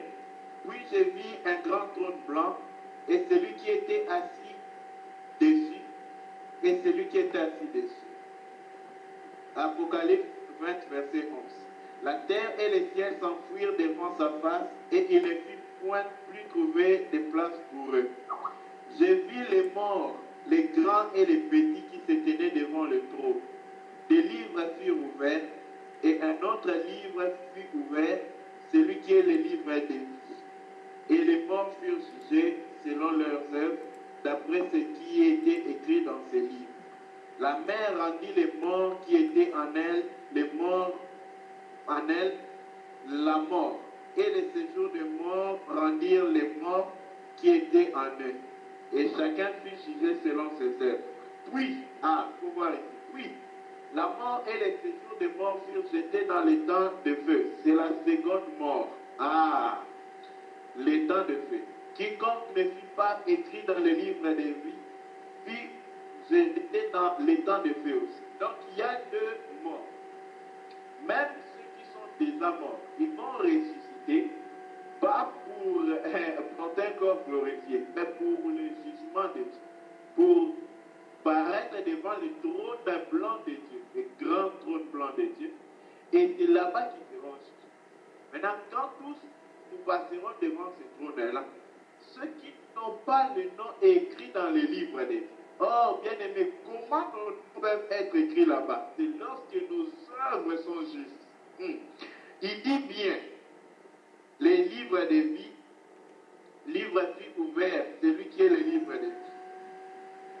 Or, quand on parle de ces livres-là, on nous dit que les morts furent jugés selon leurs œuvres, d'après ce qui est écrit dans ces livres. Donc, les œuvres sont écrites dans ces livres-là.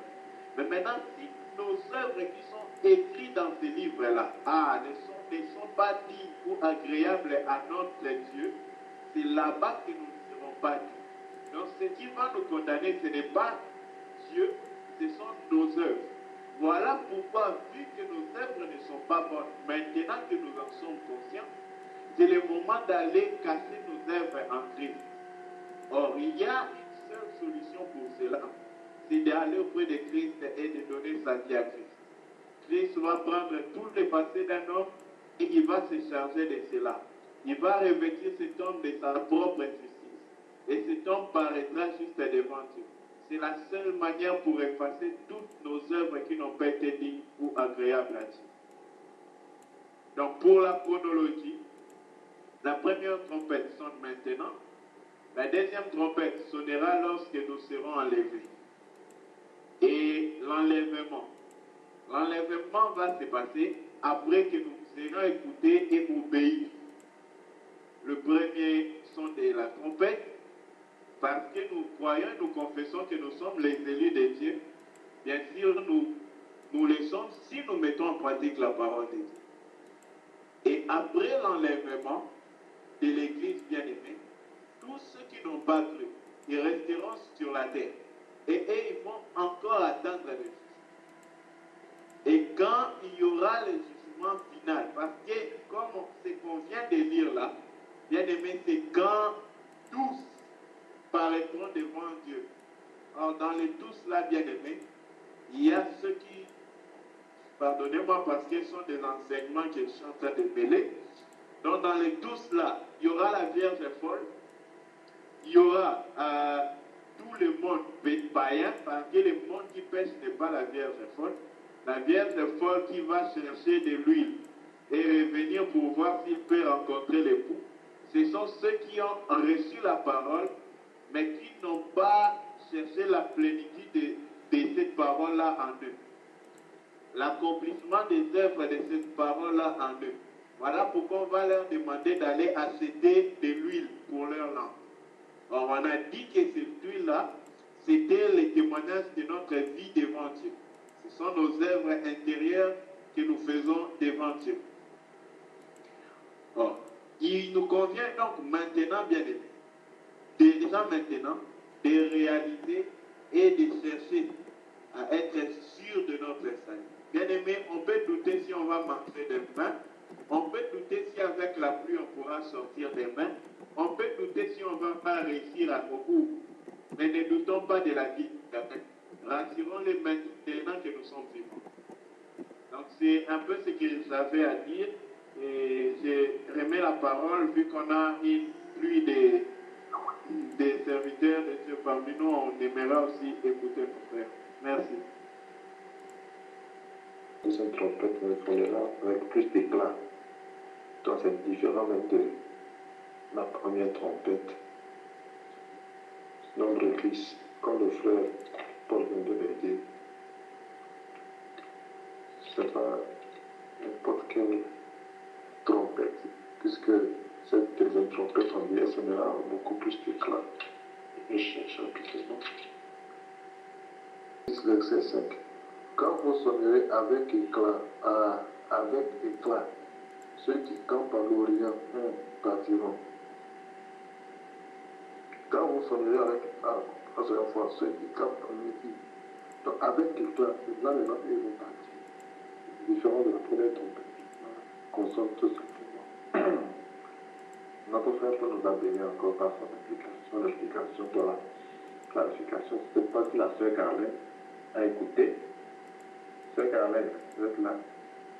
Oui, j'entends. Ma sœur, je pense que j'ai un peu mêlé les choses. Ce ne serait pas facile pour toi de les assimiler. En fait, il y a dans la ligne du temps, il y a comme on venait de le dire là, dans Thessaloniciens, il y aura ce son de la trompette, c'est pour appeler l'Église. L'Église épouse du Christ. C'est la première qui sera sauvée. Après l'enlèvement de l'Église, il y aura maintenant la Vierge folle, qui sont tous ceux qui ne sont pas l'Église, l'épouse de Christ. Alors l'épouse, c'est celui qui est soumis à son époux. Donc tous ceux qui n'obéissent pas à Christ maintenant, au son de l'éclat de cette trompette-là, ils ne seront pas enlevés. Qu'ils soient morts ou vivants, ils vont rester soit dans les séjours des morts, soit vivants sur la terre, mais ils ne seront pas enlevés avec l'Église. Mais qu'est-ce que Dieu va faire? Dieu, comme il est bon, comme on voit aussi dans Matthieu 24, Jésus, Matthieu 25, pardon, quand il parle des vierges, il dit lorsque les vierges folles vont venir pour demander aux vierges sages, les 5 vierges sages sont l'Église et les 5 vierges folles sont tous les restes. Pardon, sont ceux qui sont dans l'Église même, qui reçoivent l'enseignement, mais qui ne mettent pas en pratique. Ce sont eux, les vierges folles qui resteront hors de l'enlèvement du premier son et du son de la trompette de l'archange. Maintenant, qu'est-ce qui va se passer? Tous ceux qui ne sont pas partis en enlèvement quand Christ viendra pour enlever l'épouse, tous ceux-là, ils resteront attendre le jugement. Mais comme la Bible le dit, que ceux qui ont cru en Jésus-Christ, ils ne connaîtront plus les jugements. C'est pour dire que quand nous croyons maintenant, nous faisons partir de l'Église, nous serons enlevés.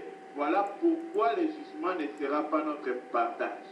Mais maintenant, pour tous ceux qui n'auront pas cru, ils vont rester. Et ceux qui auront fait semblant de croire mais qui ne vont pas pratiquer, ceux-là vont rester et ils seront jugés. Et leur jugement va intervenir dans ce qu'on a vu enfin sur la deuxième, les morts qui vont ressusciter. Et tous ceux-là viendront.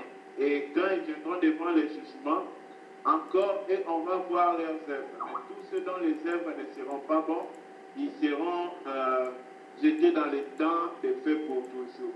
C'est un peu les détails que je peux ajouter pour la précision. Donc, nous écoutons la parole aujourd'hui, cherchons à participer à la première résurrection des morts, à la première résurrection en Christ plutôt, qui est l'enlèvement pour ceux qui sont vivants, et la résurrection des morts pour être enlevée pour ceux qui sont morts. Mais pour tous ceux qui ne veulent pas prendre la vie de Christ au sérieux maintenant, ils se condamnent eux-mêmes parce qu'en ce jour-là, ils seront jugés. Et quand ils seront jugés, si leurs œuvres ne sont pas écrites positivement, c'est-à-dire conformément à Christ dans les livres de vie, et tout cela seront projetés dans les temps de feu. Mais ceux qui auront, après même l'enlèvement de l'Église, seront répandus. Parce qu'on le voit, je ne saurais pas donner tous les versets à l'immédiat, c'est dans l'Apocalypse où on voit une grande multitude de ceux qui viennent de la tribulation. Or, la tribulation, c'est après l'enlèvement de l'Église. Cette grande multitude-là va maintenant partir aussi pour être jugée, mais certains auront lavé leur robe et ils seront sauvés. Donc, c'est un peu la chronologie que je peux donner pour le moment. Merci beaucoup encore pour ta question de nouveau. Merci. C'est maintenant, il faut donner sa vie à Christ, comme nous avons lu dans Jean 3,16 et puis la suite. D'habitude, nous lisons seulement Jean 3,16, mais nous ne lisons pas la suite. Et, celui qui croit en Jésus-Christ n'est point jugé. Et celui qui ne croit pas, il est déjà jugé. Donc, donnons nos vies après ce temps maintenant, avant qu'il ne soit trop tard. Et puis, il faut savoir quelque chose. Parlant de cela, même Jésus dit, ni le Fils, ni les anges connaissent le jour. Seul le Père connaît le jour. Donc, aujourd'hui, on nous amène toujours à vouloir connaître le jour. Non, soit seulement Christ. Tellement nous a fait tellement dans le jour, non, c'était en 2000, après 2012, tout ça là. Aujourd'hui, si tu sors dans la rue, tu dis à personne que la fin du monde arrive, mon frère va te dire, oh, laisse ça. Voilà, on connaît trop de fin du monde. Donc, c'est comme si l'ennemi amène les gens à ne plus avoir cela dans ses pensées, dans les pensées des chrétiens. Il y a des gens, des chrétiens qui disent comme si la fin du monde, ce n'est plus. Or, quand on parle du monde, là, comme notre frère nous a dit, ce n'est pas le monde qu'on voit là. En fait, le monde, c'est un système. En qui système le système, c'est le plan de ce monde-là. Donc l'ennemi fait tout pour que nous puissions faire dans notre tête que la fin arrive. Aujourd'hui, tu sors dans la rue, tu parles de la fin, tu dis, il faut laisser ça. La fin, ça ne va plus jamais venir. Tout cela pour que nous puissions plus penser à cela et vivre encore dans le péché. Or, la parole de Dieu, le Père vient de nous dire tout à l'heure, consolez-vous les uns les autres avec cette parole.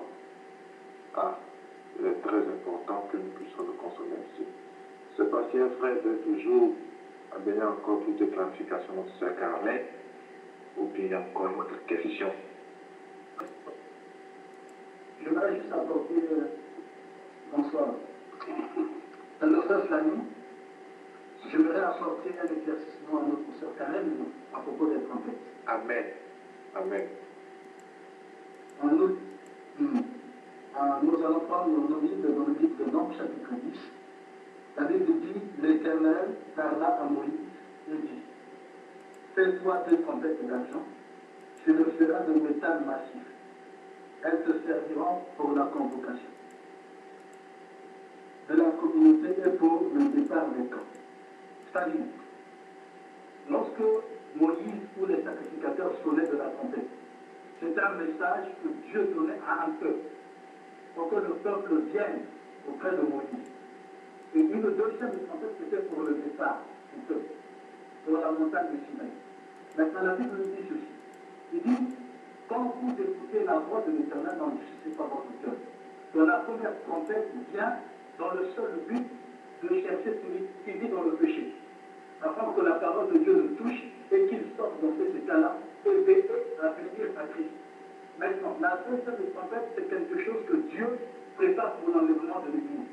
Parce que ceux qui vont partir en enlèvement, ce ne sont pas des païens. Les païens ne concernent pas cette promesse.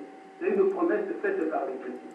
Lorsque nous sommes, si réellement nous sommes des véritables chrétiens, la promesse de l'enlèvement est pour nous. Parce qu'à chaque fois que les sacrificateurs sonnaient de la promesse, c'était un message que Dieu donnait à un peuple.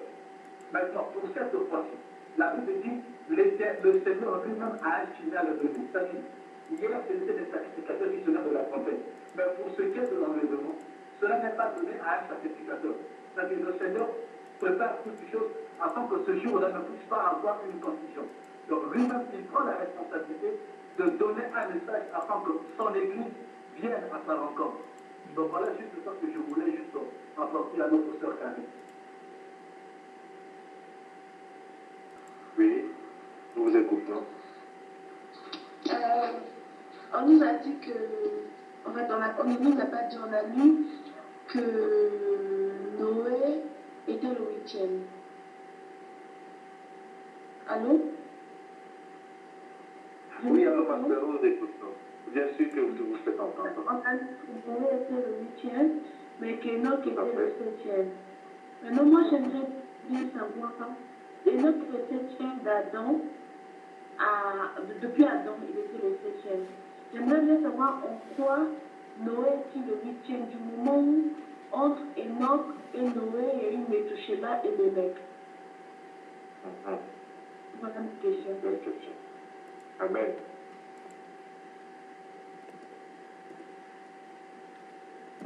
Si le frère Thierry peut répondre à la question, il y a notre frère qui a la réponse. Ok. Shalom, shalom, bien-aimé. Oui. Shalom, mon frère. Pour répondre à la question, on va être bref.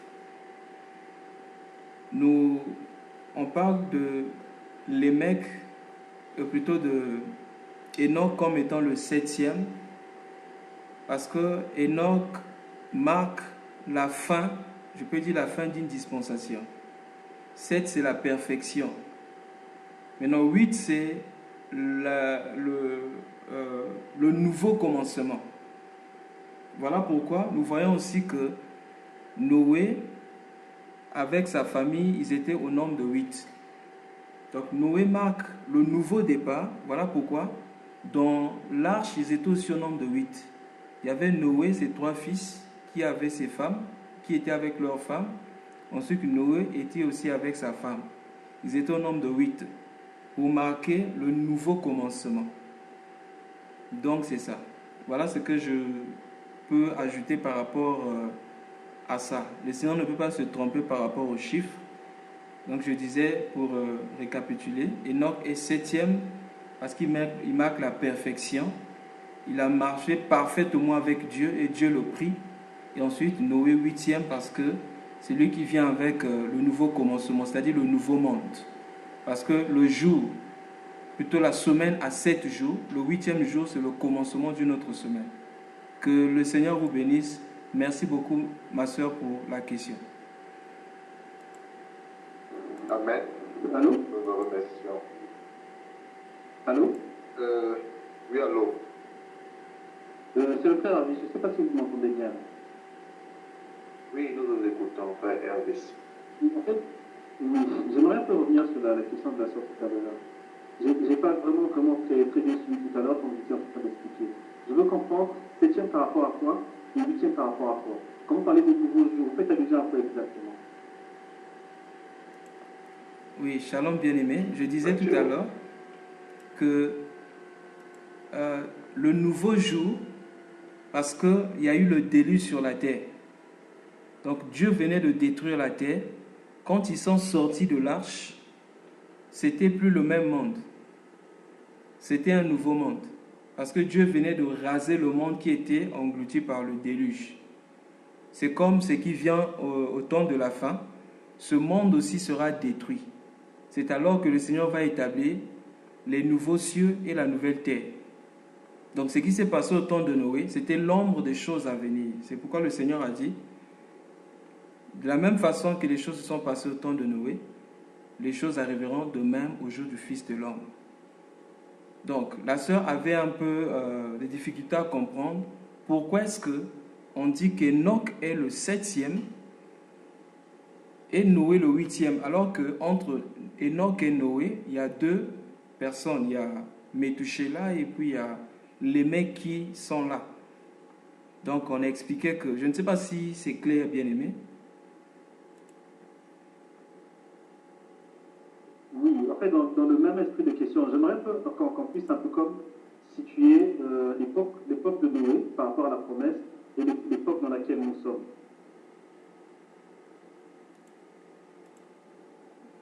Ok. Par rapport à la... Ok, oui, bien aimé Paul. Oui, le Seigneur Jésus a parlé de ça. Il dit, ce qui arriva au temps de Noé arrivera au temps du Fils de l'homme. Or, nous sommes dans ce temps-là où la venue du Fils de l'homme approche. Et c'est dans cette même époque que ce qui arriva au temps de Noé est en train d'arriver. Or, si nous voyons par rapport au temps de Noé, qu'est-ce que Jésus-Christ a déploré du temps de Noé? Il dit, les hommes buvaient. On va retrouver ces versets. Il dit 4.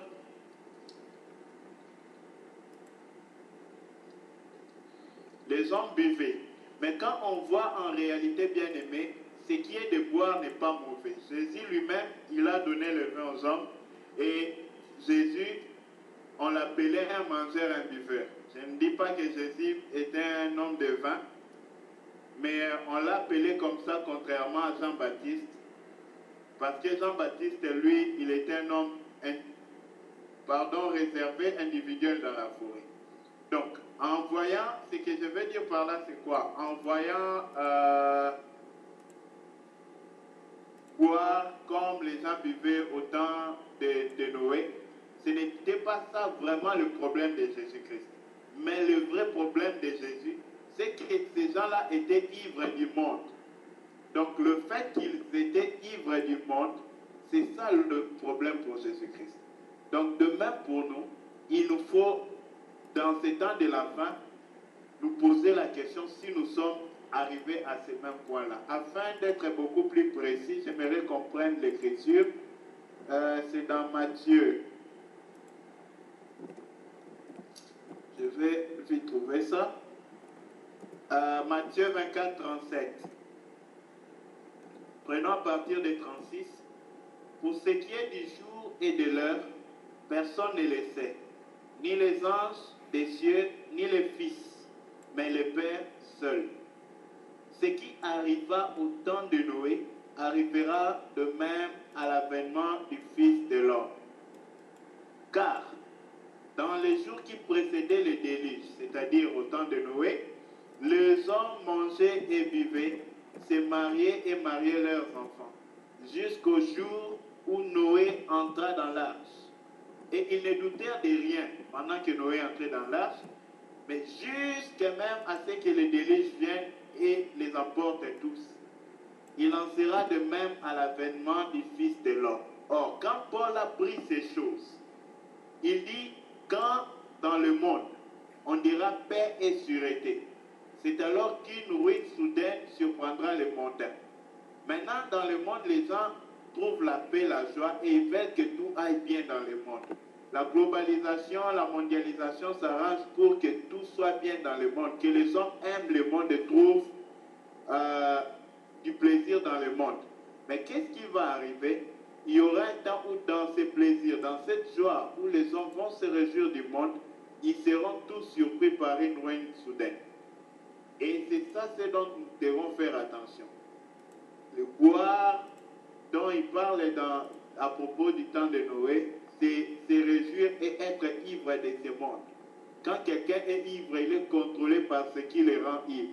De même, celui qui aime le monde, qui aime l'argent, il sera ivre de ces choses de ce monde. Et cela fera que lui, il ne pourra plus, même quand on sonne la trompette pour monter dans l'arche, lui sera distrait, il ne pourra pas entendre.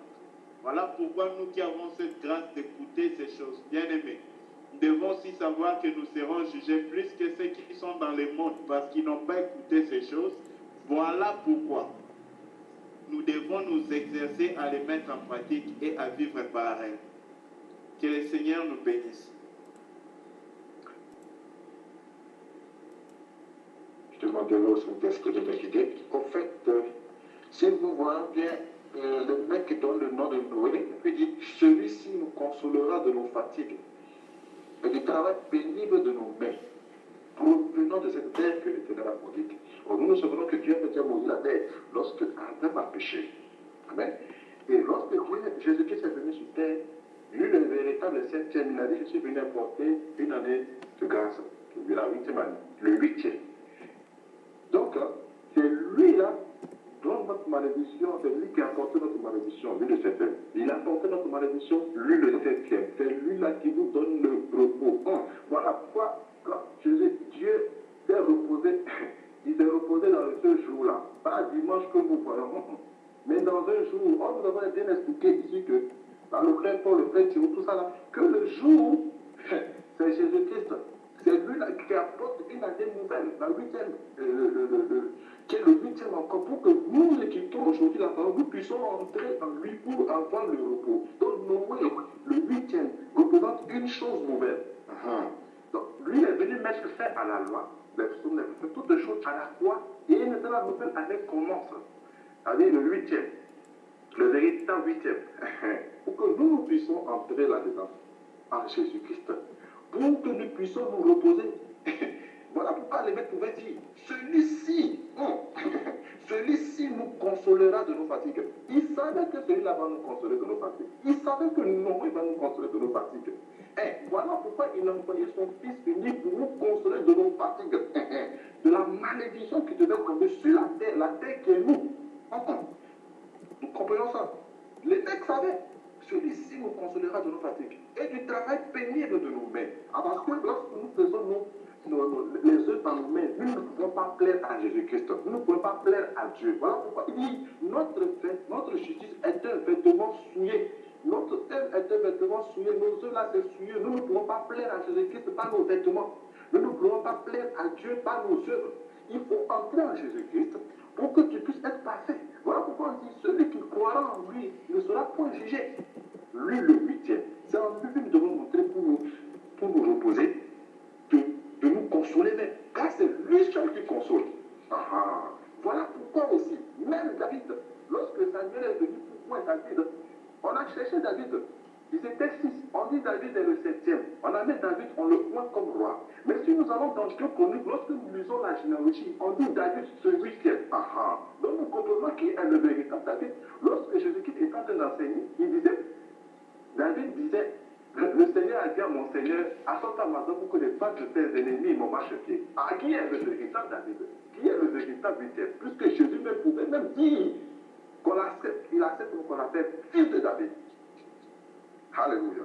Dieu est merveilleux. C'était tout ce que je pouvais dire. Amen.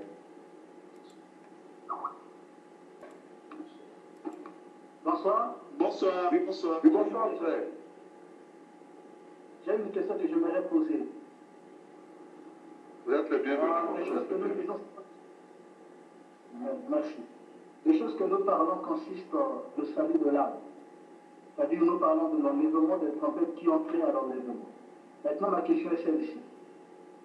Aujourd'hui, nous connaissons que dans le monde, il y a des serviteurs du diable, il y a des serviteurs de Christ.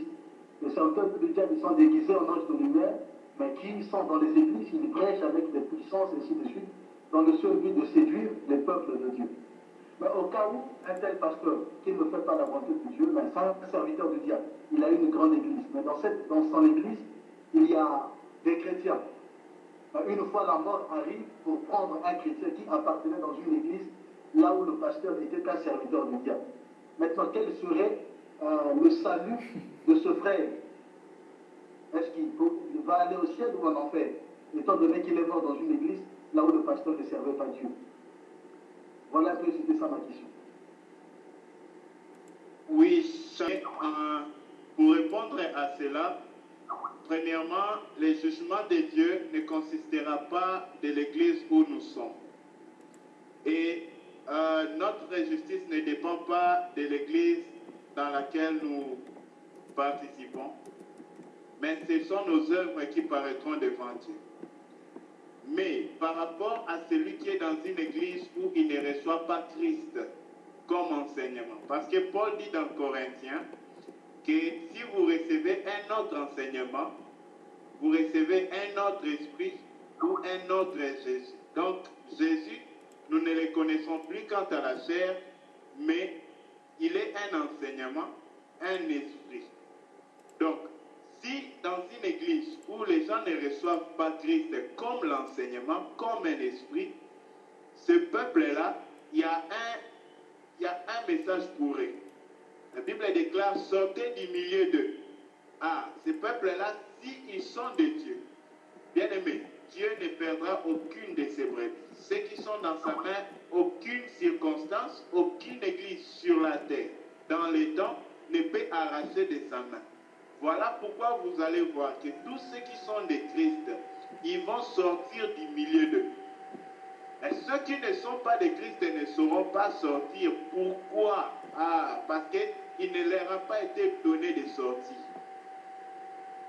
Mais celui qui peut sortir, même l'autre, quand il a vu ces choses, l'autre voulait rester toujours dans la ville. Mais non, l'autre l'a pris des forces pour le faire sortir. Donc ça ne dépendait même plus de l'autre, mais de la volonté de celui qui veut l'amener à hors de là où il faut détruire. De même, il en sera pour un juste. Si même il y a un seul juste dans tous les Sodomes et Gomorrhe qu'il y a encore aujourd'hui, au nom des, entre guillemets, églises, Dieu va les faire sortir. Il enverra un ange, même humain, même sous la forme humaine, qui va les retirer de là. Parce qu'en Lot, Lot était injuste. Donc, bien aimés, tous ceux qui sont justes, ceux qui sont appelés au salut de Jésus-Christ, quand ils sont même dans les ténèbres, la lumière ne va pas les laisser là-bas. La lumière va les arracher de là parce qu'ils ont la lumière en eux, mais il faut que cette lumière-là soit manifeste. Et la lumière va les appeler afin qu'ils sortent du ténèbre et que la lumière soit manifeste en eux. C'est ce que Dieu fera. Donc quand nous voyons quelqu'un de pareil, même si nous voyons qu'il soupire après Dieu, ne nous battons pas. Prions seulement. Ne les faites pas non plus sortir de là par force. Mais prie pour que quand il sort de là, que ce soit par une conviction du Saint-Esprit. Parce que seul le Saint-Esprit convainc sur la justice, sur les péchés et les jugements. Si ce n'est pas le Saint-Esprit qui les convainc, c'est un homme, par des arguments bien-aimés, il pourra sortir de là. Mais le motif de sa sortie-là ne sera pas clair à son propre cœur. Donc il faut que le Saint-Esprit fasse son travail. Ne pensons pas que le salut d'un homme peut arriver parce que nous voyons les dangers mieux que Dieu. Dieu voit les dangers que cette âme-là court et Dieu bien-aimé qui a pourvu à notre salut, qui a été patient pendant je ne sais pas combien des années, pendant plus de 500 années depuis qu'Adam existait, disons pendant plus de plusieurs années, Dieu a patienté jusqu'à des années, des générations et des générations. Si on prend que depuis Adam dans la Bible jusqu'à Jésus-Christ, c'est une étendue de 42 générations si je ne me trompe pas. Dieu est patient, il n'est pas pressé pour sauver. Dieu a attendu tout ce temps pour sauver. Donc de même ces frères-là, si on a un frère qui est dans un lieu où il y a le ténèbre, non, la lumière va les chasser du ténèbre et va l'amener dans la lumière. Notre part, c'est de prier et de partager la parole. Mais la conviction qui naîtra dans son cœur, c'est le Saint-Esprit qui va les faire prendre. Merci beaucoup, bien-aimé. Merci, le frère. Oui, allô? Oui, et j'ai une question aussi en fait. Oui, nous vous écoutons. En fait, par rapport au calcul, au classement, je n'ai pas bien compris parce que pour les deux premiers, on a appris l'âge à laquelle ils ont engendré. Et pour Noé, on a appris l'âge qu'il avait lorsque le déluge s'est produit. D'accord. Bien, on va y S'il vous revenir. plaît, si on peut tout à fait faire tout le calcul encore, si on peut nous expliquer le calcul. Vous faites là? Bien. Ah, expliquez-nous. On va revenir sur les versets dans Genèse 5 et le verset Genèse 5. Nous voulons savoir l'âge de Métuskéla.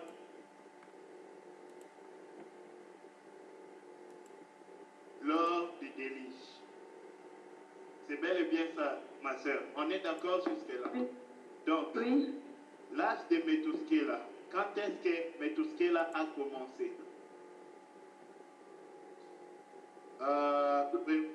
Prenons son début. Genèse 5, 21. Enoch, âgé de 65 ans, engendra Métuskéla. Là, c'est le début de Métuskéla.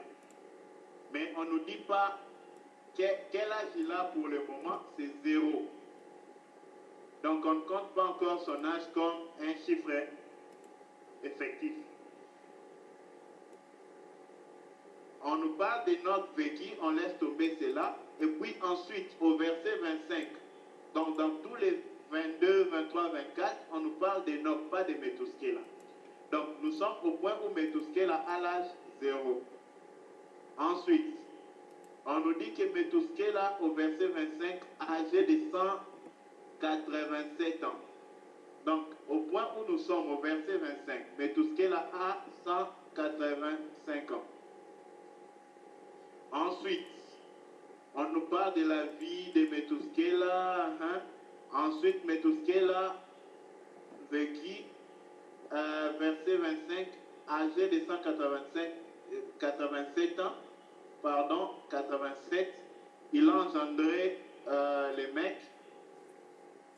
Et la naissance de Lémec, on prend à partir de là parce que Lémec, toute la vie de Métuskéla est vivant. Mais notre repère, c'est Lémec et le prochain fils de Lémec. Ah, merci. Merci, bien-aimé Théo. Donc, c'est écrit là, le bien-aimé Théo a bien sorti ça. Ça est là. Donc, quand le mec avait 182 ans, Métuskéla avait vécu ses 187 ans d'avant et les 182 ans de Lémec. Donc ça fait 187 plus 182. Quand Noé est venu, Métuskéla avait 187 plus 182, puis Noé a vécu 600 années avant le déluge. À la 600e année là, Métuskéla avait 187 plus 182 plus 600, ce qui fait 969. Et c'était en cette année-là, quand il avait 969, qu'il y a eu déluge. Donc quand il y a eu déluge, lui il avait 969 et Noé avait 600 ans. Donc, la Bible nous dit en Jean 5, 27 que Métuskéla fut, les jours de Métuskéla furent de 969 ans, puis il mourut. Donc à 969, Métuskéla est mort, et c'est la même année où il y a eu, comment on appelle, déluge. C'était un peu ça. Bon, maintenant j'ai bien compris. Merci. Merci. Gloire à Dieu. Merci Saint-Esprit. sais pas si nous avons toujours une question.